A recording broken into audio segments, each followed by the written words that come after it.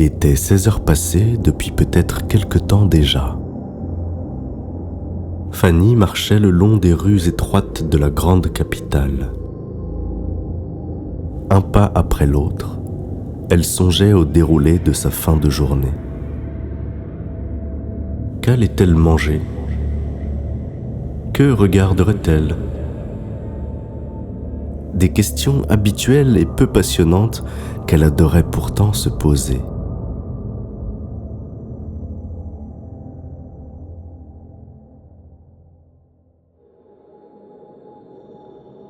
Le soleil déclinait tout doucement et donnait à l'horizon, presque imperceptible parmi les immeubles, un aspect pourpre et paisible.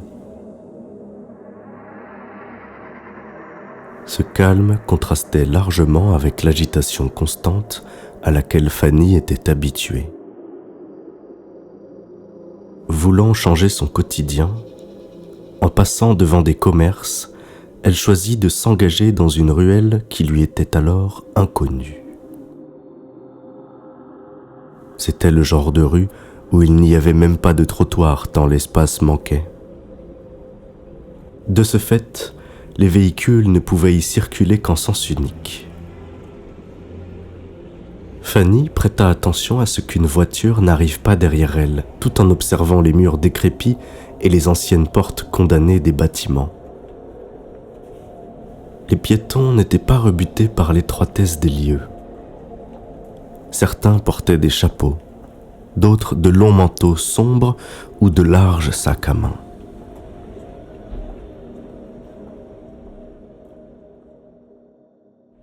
Agile tel un chat, Fanny évita avec soin chaque personne tout en maintenant son rythme de marche. Elle s'élança sur la pointe des pieds au-dessus d'une plaque métallique glissante. Il avait plu tout l'après-midi. Quand ce chemin se termine-t-il ? Se dit-elle sarcastiquement, légèrement agacée par les obstacles qu'elle rencontrait.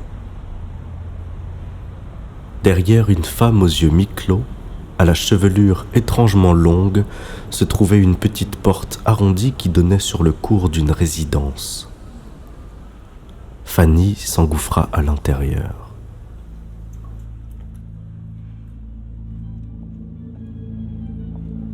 Peu importe où ça me mène, pensa-t-elle. Enfin libérée de ce passage, elle se dirigea vers une avenue plus aérée, mais toujours aussi peuplée. Fanny avait beau avoir l'habitude de la foule, aujourd'hui elle avait la sensation que la densité était bien plus grande qu'à l'accoutumée. Elle continua de se balader, çà et là, pendant quelque temps. Soudain, devant elle, se tenaient 4 enfants portant des bonnets baissés jusqu'au nez, dissimulant leurs yeux. C'est une bien étrange façon d'habiller ces petits, déclara-t-elle. Elle chercha un éventuel adulte responsable d'eux en vain.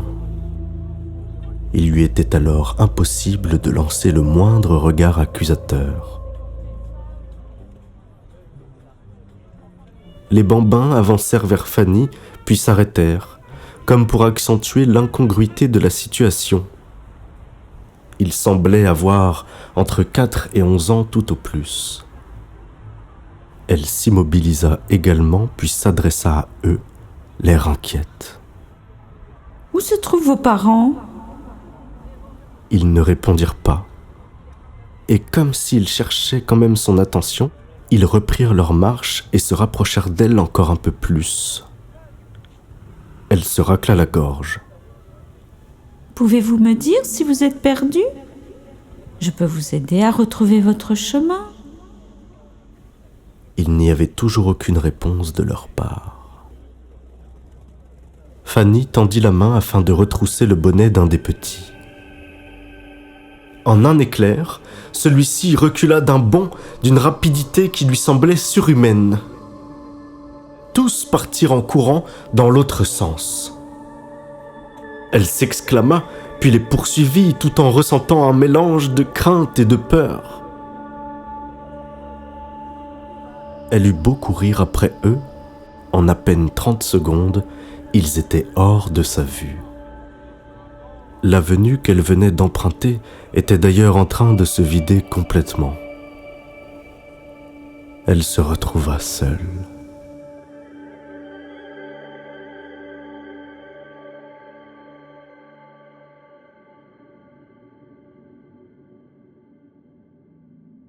Le soleil s'était couché désormais, et la teinte rougeâtre avait laissé place à une obscurité nuancée de petites lueurs de lampadaires. Fanny continua son chemin. Elle connaissait la ville quasiment par cœur et n'était pas inquiète quant à sa direction. Elle ne pouvait s'empêcher de songer à ces petits enfants au bonnet, livrés à eux-mêmes. Elle se dit qu'en rentrant chez elle, elle contacterait sûrement la police. Tout en réfléchissant à cela, elle arriva à la gare Barjavel, sa station de train habituelle. Elle descendit par l'escalator.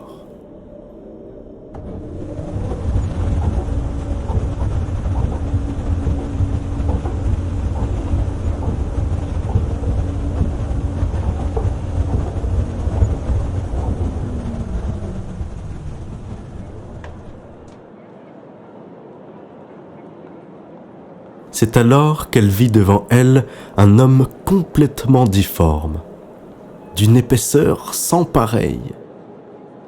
Il était en effet si gras qu'il passait à peine les portiques. N'arrivant pas à se dégager, elle lui demanda s'il avait besoin d'aide. Il émit un gémissement faible et sourd qui lui apparaissait comme une sorte d'appel à l'aide. Fanny approcha ses deux mains et tenta de le pousser, en vain. Elle se décida donc à passer par le tourniquet voisin afin de lui ouvrir l'accès de l'autre côté. Mais lorsqu'elle se trouva devant le porche et qu'elle l'entr'ouvrit, elle vit alors quelque chose qui lui glaça le sang. L'individu avait les pupilles qui pointaient vers le haut, comme si ses yeux étaient révulsés et sa langue tirait nerveusement vers le bas. Vous allez bien, monsieur ? Essayez d'avancer pendant que j'écarte les portes. Ça va aller. Elle continua de tirer sur celle-ci, mais se rendit compte qu'il n'y mettait pas du sien. Il ne cherchait pas à avancer, mais agitait plutôt ses bras en l'air d'une manière répétée et absurde. Malgré la situation grotesque dans laquelle il se trouvait, cet homme commençait à la terrifier. « Allez, on va y arriver ! Baissez vos bras et poussez sur vos jambes !» Cette fois, le malheureux aux yeux révulsés lui hurla. « Mais vous ne voulez pas me laisser tranquille ? Allumeuse ! Un homme doit encore pouvoir se débrouiller seul ! Ne me touchez pas ! Allez-vous-en !»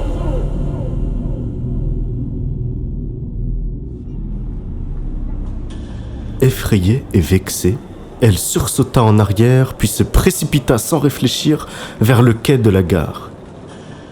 Elle se fit la réflexion que ce n'était pas vraiment sa journée. Elle jeta un coup d'œil par-dessus son épaule afin de vérifier si ce qu'elle venait de vivre était bien réel. Le voyageur se trouvait toujours coincé dans les étroites portes automatiques, levant les bras dans une danse répétée et frénétique. Il gémissait encore.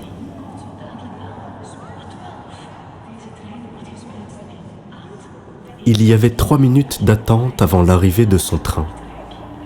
Nerveuse, Fanny se posa sur un banc, se frotta les mains et se caressa le visage pour reprendre ses esprits. Elle n'arrivait pas à comprendre cette série d'événements qui l'avait tant angoissée.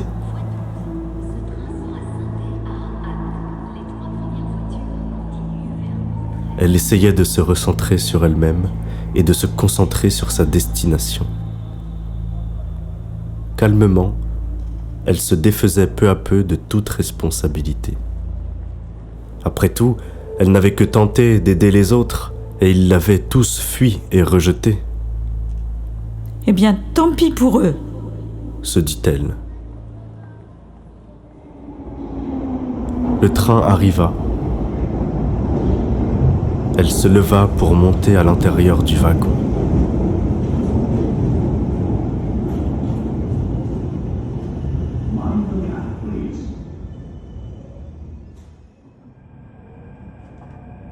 Au fond de celui-ci, une place sur une banquette se libérait. « Super !» s'exclama-t-elle avant de se presser pour s'y asseoir. C'étaient les fameux trains dans lesquels les sièges se prolongeaient à la transversale tout le long de la rame. Fanny se trouvait donc en face de nombreux passagers. Elle essayait de garder son attention sur ses pieds afin de ne pas encore faire une dérangeante rencontre. Elle ne put s'empêcher de lever les yeux légèrement et vit alors un homme en face d'elle lisant un vieux journal d'autrefois. Il restait à Fanny encore une vingtaine de minutes de trajet et elle ne put s'empêcher de lire les gros titres de la première page du journal afin de passer le temps. Le train accostait la station Faber. Le passager étendit ses jambes. Elle remarqua qu'elles étaient étonnamment longues et robustes. Elle se dit qu'elle n'en avait jamais vu d'aussi imposantes. Elle tentait à nouveau de détourner son regard, en vain. Elle ne put s'empêcher d'observer ses bras. Ils semblaient placés assez bas par rapport au niveau de son journal et d'imposants muscles gonflés se dessinaient sous sa chemise. Cette vision attisa sa curiosité. Brusquement, le métro se stoppa net et les lumières s'éteignirent. Elle sursauta.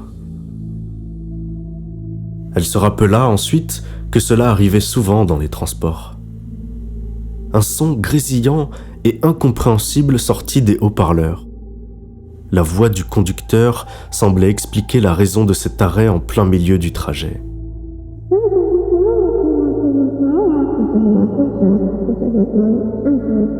Fanny bascula sa tête en arrière, soupira, puis la releva aussitôt. Son voisin d'en face venait de baisser sa lecture. La pénombre qui s'était installée dans le compartiment donnait un caractère mystérieux à la scène. Une ambiance étrange et inquiétante planait. On ne pouvait distinguer clairement quoi que ce soit. Dans cette obscurité, la jeune femme, intriguée et curieuse, plissa les yeux afin de mieux examiner le visage de ce dernier. Il avait un cou allongé et épais. Son nez paraissait particulièrement en avant. Elle n'en avait jamais vu de tel. Elle porta avec insistance son regard sur lui afin de mieux comprendre sa morphologie surhumaine. La lumière revint et le train redémarra aussitôt. L'individu avait replacé son journal devant ses yeux. Peut-être a-t-il vu que je le regardais ? Se demanda-t-elle. Le trajet reprit son cours et, dans l'instant, elle ressentit une fascination irrépressible qui lui ordonna de le suivre. Pile à ce moment-là, il se leva d'un bond pour sortir du train. Elle lui emboîta le pas.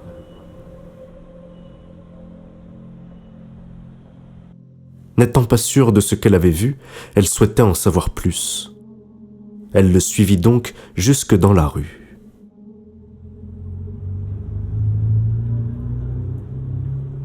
Elle aperçut sa chevelure mi-longue, rêche et drue, ce qui lui faisait penser à des poils de brosse. Sa carrure était imposante et d'une musculature étonnante. Il avançait d'un pas décidé. Sa démarche était rapide et puissante. Fanny le suivit difficilement pendant une centaine de mètres, courant et haletant. Elle ne voulait pas laisser ce mystère lui échapper. Discrètement, elle se faufila entre les passants, espérant le voir s'arrêter à un feu rouge. Ainsi, elle pourrait l'observer plus attentivement. Un peu plus loin, par chance, il s'arrêta devant un passage piéton. « Je vais enfin savoir !» pensa-t-elle. Et, avant même qu'elle ait pu passer devant lui pour le regarder brièvement, il se retourna brusquement et la fixa dans les yeux sans la moindre once d'hésitation, ce qui lui laissa penser qu'il savait qu'elle était derrière lui. Ses yeux étaient larges et difformes. Son nez, de ce qu'elle avait vu juste avant, formait bel et bien une sorte de museau allongé qui rejoignait sa mâchoire. Son cou, qu'elle avait perçu comme long et épais, ressemblait à s'y méprendre à l'encolure d'un cheval. « Qu'est-ce que vous me voulez ?» lui demanda-t-il avec agressivité. Fanny, bouche bée, n'en croyait pas ses yeux. Elle voyait là un homme cheval. Selon elle, il avait tout d'un destrier et d'un homme à la fois. Sa silhouette était désormais encore plus impressionnante vue de près. « Eh bien, je vous ai posé une question, madame. Répondez ou partez !»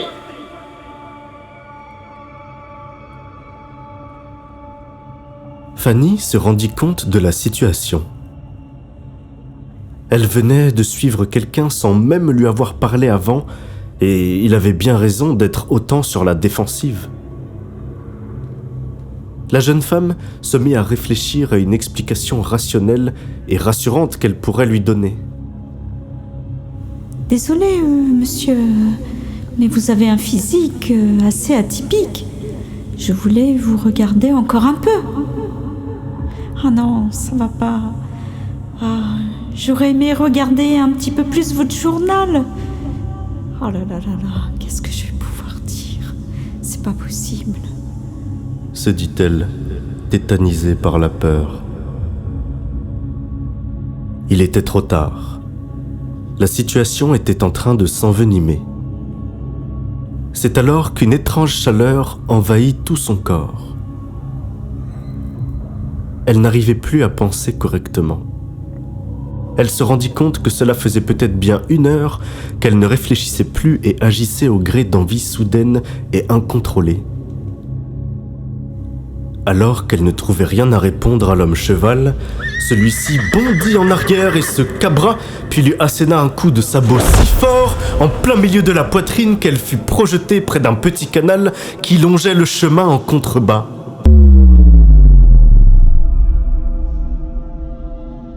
Elle ressentit alors une intense douleur fulgurante. Le choc lui fit perdre complètement la raison. Comme si une pierre venait de l'écraser tout entière, le souffle coupé, elle ne put ni crier, ni gémir.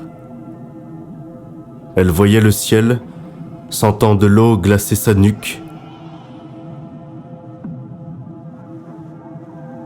Ses yeux agités roulaient de gauche à droite pour trouver quelqu'un qui pourrait lui venir en aide. Elle essayait en vain de respirer, mais rien n'y faisait. Elle entendait encore la créature s'éloigner dans un bruit de galop résonnant dans la nuit noire. Au loin, un hennissement retentit.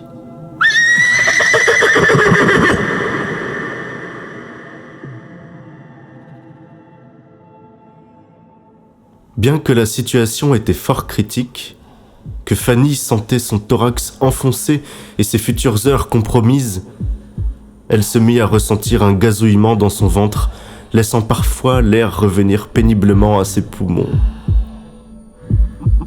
Un long et grand fou rire se diffusa dans tout son corps. Ne pouvant s'arrêter, avec une voix rauque et caverneuse au départ, puis de plus en plus forte, presque comme des hurlements saccadés, elle riait et pouffait encore et encore de la tête aux pieds dans une frénésie sans limite. Son ventre se secouait sous les gloussements et faisait craquer toute sa colonne vertébrale. Elle en pleurait désormais. Ce fou rire incontrôlable ne s'arrêtait pas, et la malheureuse se mit à agiter ses bras et ses jambes dans tous les sens. En fixant le ciel nocturne, elle avait beau essayer de se reprendre, ce rire avait pris possession d'elle, la mettant en transe. Elle roulait maintenant sur le dos et sur le ventre, ce qui aggravait ses douleurs. 3 personnes arrivèrent près d'elle. Ils avaient entendu des cris résonner. Inquiets, ils se précipitèrent pour aider la jeune femme. « Madame, vous nous entendez ?» lui demandèrent-ils affolés. Malheureusement, Fanny ne pouvait s'arrêter de rire pour leur répondre. Elle cherchait en vain à les appeler du regard, mais elle ne pouvait fixer que le ciel. « Madame, répondez-nous s'il vous plaît !» Ces hurlements de plus en plus stridents les effrayaient, repoussant leur bienveillante empathie. « Ce n'est pas grave. Il y a toujours des gens un peu bizarres la nuit dans ces rues. » affirma un autre passant. « Ne l'aidez surtout pas. C'est peut-être un mode de vie qu'elle a choisi. » poursuivit-il, pendant que quelques autres citadins se rassemblaient autour de la scène. « Est-ce qu'il faudrait pas appeler les secours ?» s'exclama une femme, arrivant sur les lieux. « Chérie, on est un peu pressé là. On pourra essayer de les contacter quand on sera rentré. » lui répondit son ami en fronçant les sourcils. Les promeneurs reprirent leur chemin et laissèrent la jeune femme allongée, gisant sur le sol froid et humide. De loin, on aurait dit que Fanny n'était plus qu'une sorte de peluche automatique, se gargarisant d'eau et gesticulant frénétiquement, réduit à l'état d'un automate subissant un court-circuit électrique.